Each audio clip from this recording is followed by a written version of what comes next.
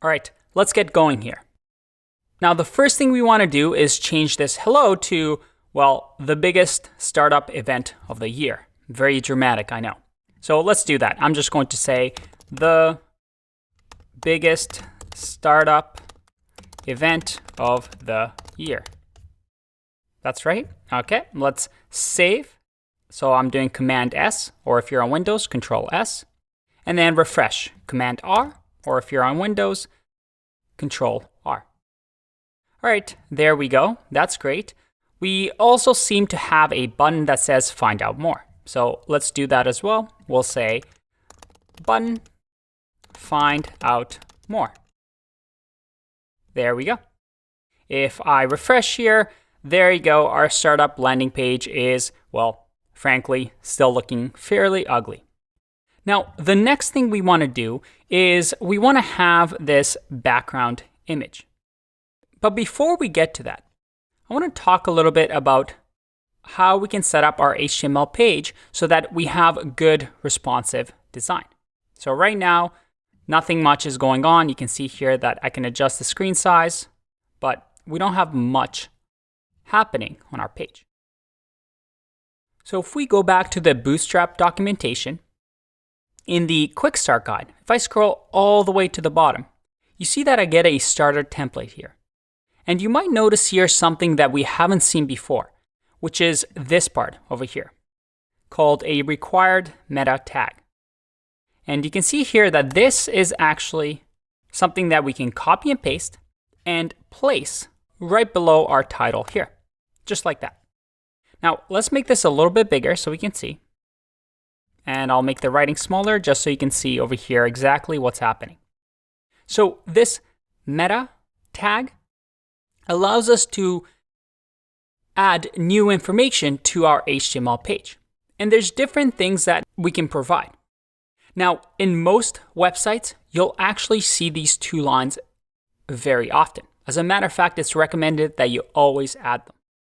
Now, what exactly do they do?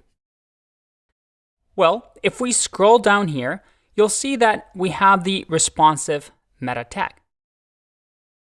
Essentially, this line here, which says viewport, allows us to create web pages that are developed mobile first. That is, we let the page know, or the browser know, that this page should work on mobile devices, and things like scrolling or touching or zooming on a mobile device is going to work with this tag. Now, this is something I'm going to leave for you to learn more about, and it's something we'll talk about later in the course.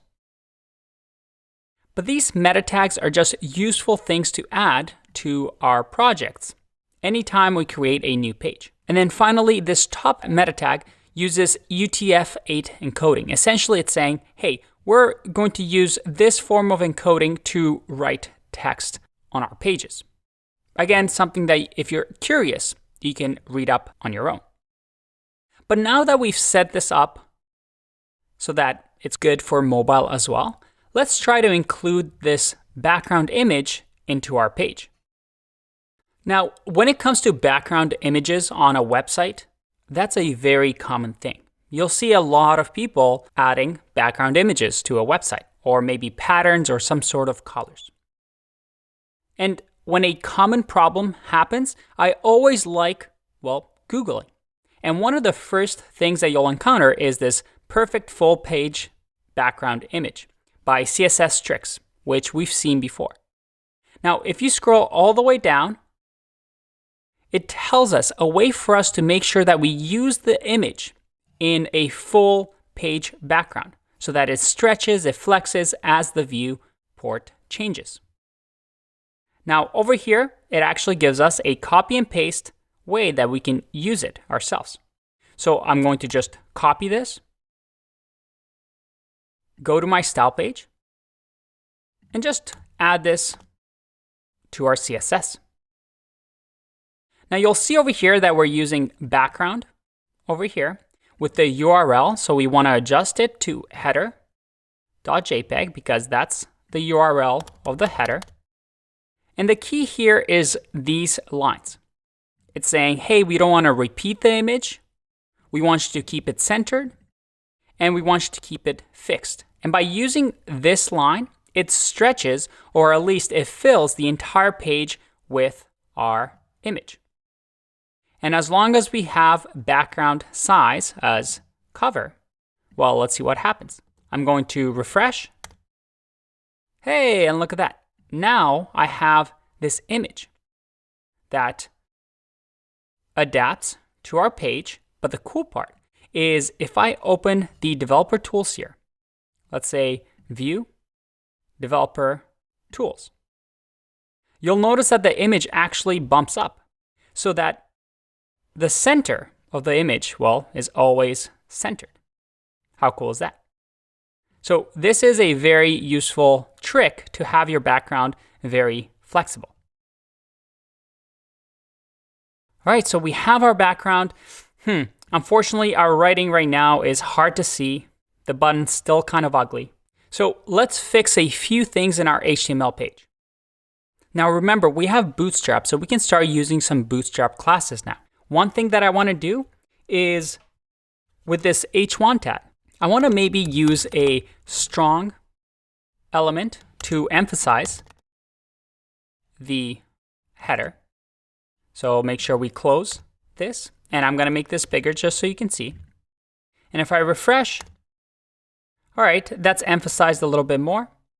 We also want to make sure that this H1 tag we can actually see. So we can go into our style and just create a new H1 style that will have, let's say, a font size of, let's say, 3 REM. And then we'll give it a color of, what should we do here? Well, one thing that I always like to do when I'm trying to figure out what color I want is to go to a page, let's say like the startup over here, open up the developer tools, make sure this is a little bit bigger so we can see, and then find somewhere on the page where you have this color palette. If I actually click on this and I'm on Chrome, look at that. It opens up a little color palette for us. So I can actually move around things and grab the hex of the color that I want. In our case, I want the color to be, well, let's find out. How can I copy the color of this page? I can just click on select an element, this little icon here. And then if I hover over this, look at that. It shows me exactly what color this element has. You can see over here that this is the hex color. So I'm just going to copy that, come back, and paste it in. Now if I save both of these files and refresh, that's much better. I like that a lot. All right, we're making progress with our page. It's getting closer, but we still have a lot to do. So let's take a break, and I'll see you in the next video.